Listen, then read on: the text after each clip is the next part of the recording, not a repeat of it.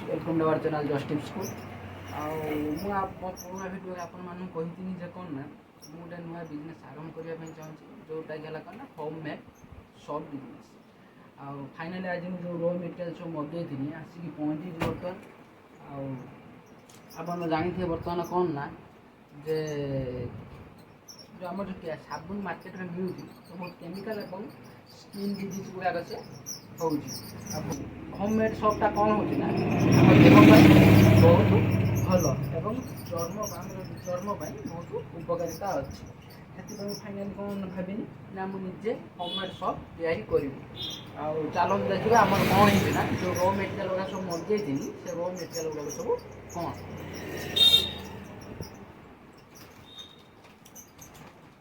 आईटा देखिपारे यहाँ आसी कौन आमर बहुत सारा कलर आसिक पहुँची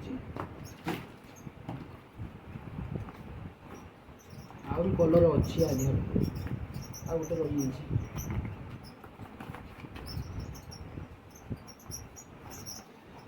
ये देखिपारे यहाँ आमर आसी ग्रे कलर गोटे मिलूँ ग्रे कलर एटा आमर आसी कौन येलो कलर एटा आई आमर ब्लैक कलर एटा आमर आई कौन ना रेड कलर एटा आमर आई कौन ना पैरेट ग्रीन कलर एवं एटा आसी आमर कौन ना पर्पल कलर आईटा और एटा आसी कौन ब्राउन कलर आई और एटा ऑरेंज कलर एटा ग्रीन कलर एटा आमर आई कौन गोल्डन कलर एवं एटा है आमर पिंक कलर एवं एटा है आमर फाइनाली ब्लू कलर ये सब कलर काम कौन ना आम जो साबुन बनइबा एटा तो होम मेड साबुन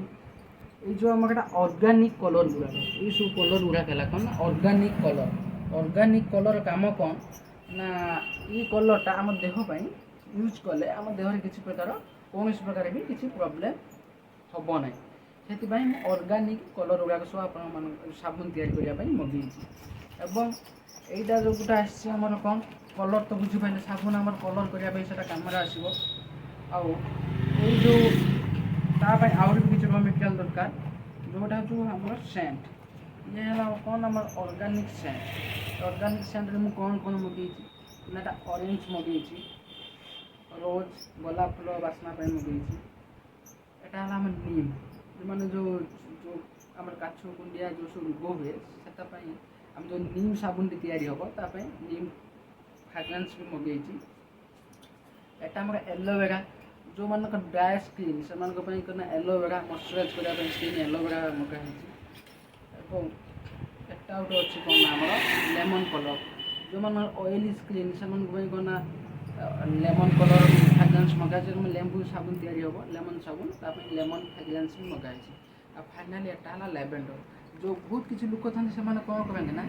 बास्ना वाला साबुन भल लगे जो साबुन बेसी बासे से बेसी यूज करते तो से मुझे कौन कर जो 6-7 प्रकार साबुन जो लैवेंडर सेंट वाला साबुन मैंने बहुत सारा लोक मैंने बेसी साबुन जो मैंने बासे से बास्ना साबुन बेसी यूज करते तो ये साबुन तैयारी करने कौन ना मुझर लैवेंडर गोलाप रोज ये सब सेंट मगे ऑर्गेनिक सेंट और एटा बास्ना भी यार बहुत भल आ गए कौन है ना आमर मोल्ड दरकार तो आमर मेसीन वाला साबुन नुहे एटा आम होम मेड साबुन तो आमको तैयारी करी कौन मोल्ड पकड़े से जो सेप अच्छी ये 100 ग्राम वाला माने 100 ग्राम लेखा साबुन हम और ये मोल्ड कौन तैयारी करके ढाड़ीते पड़े ढाले से यही प्रकार ठंडा है ये प्रकार सेप आसो यही प्रकार साबुन टी आप देखा तेणु एटा को मगेगी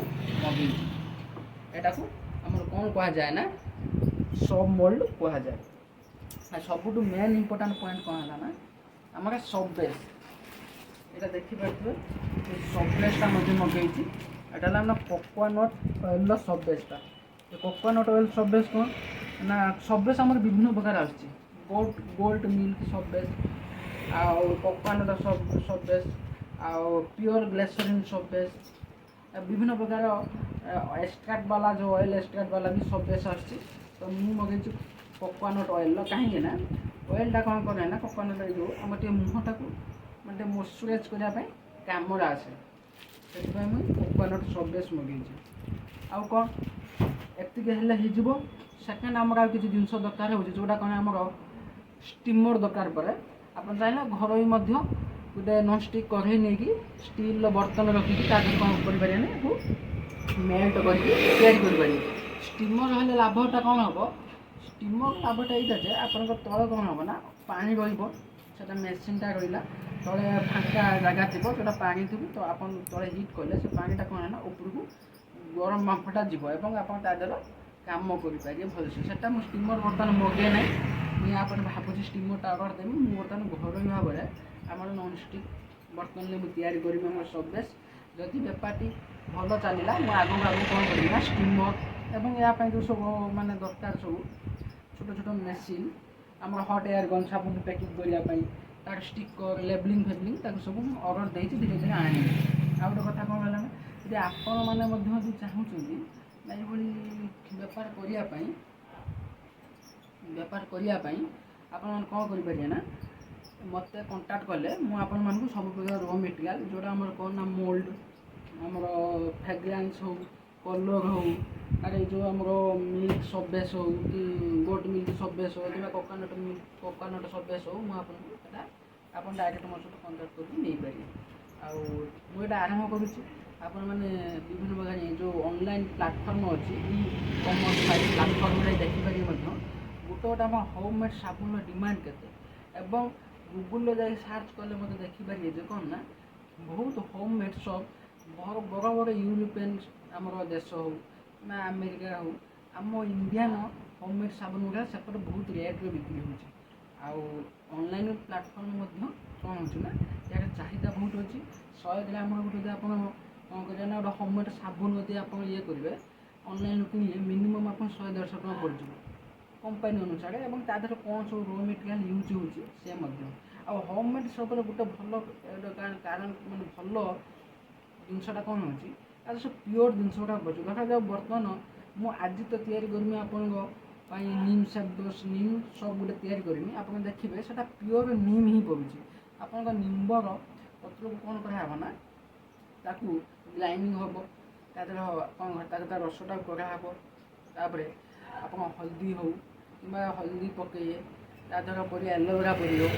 ଆଉ ତୁଳସୀ ରସ ପଡ଼ିବ ଏବଂ ନିମ୍ ପଡ଼ିବ। ତାହେଲେ ହିସାବ କରନ୍ତୁ ଯଦି 3ଟା ଯଦି ଆମେ ପିଓର ଜିନିଷ ଆମ ମୁହଁରେ ଲଗେଇବା ତାହେଲେ ତାର ଉପକାରିତା କ'ଣ ହେବ ଆପଣ ବୁଝିପାରୁଥିବେ। ମୁଁ ଆପଣମାନଙ୍କୁ ଜଣେଇନି ଯେ ମୁଁ ନୂଆ ଗୋଟେ ବେପାର କରିବା ପାଇଁ ଚାହୁଁଛି ପ୍ରଥମ କଥା। ଆଉ ଏଇ ଯେଉଁ ମୋତେ ସାବୁନ ତିଆରି କରିମି ଏହାର ଭିଡ଼ିଓ ମଧ୍ୟ ଆପଣମାନଙ୍କୁ ମୁଁ ନିଶ୍ଚିତ ଆଉ ଇଏ କରିମି, ଯାହାଫଳରେ ଆପଣମାନେ ଯଦି ଚାହିଁବେ ମଧ୍ୟ ତାକୁ ଦେଖିକି ଭିଡ଼ିଓଟି ଆପଣ ନିଜେ ଘରେ ବି ସାବୁନ ବନେଇକି ୟୁଜ୍ କରିପାରିବେ। ଆଜି ପାଇଁ ଏତିକି ରହିନି। ଜୟ ଜଗନ୍ନାଥ। ଦେଖା ହେବ ଆଉ ଏକ ନୂଆ ଭିଡ଼ିଓରେ।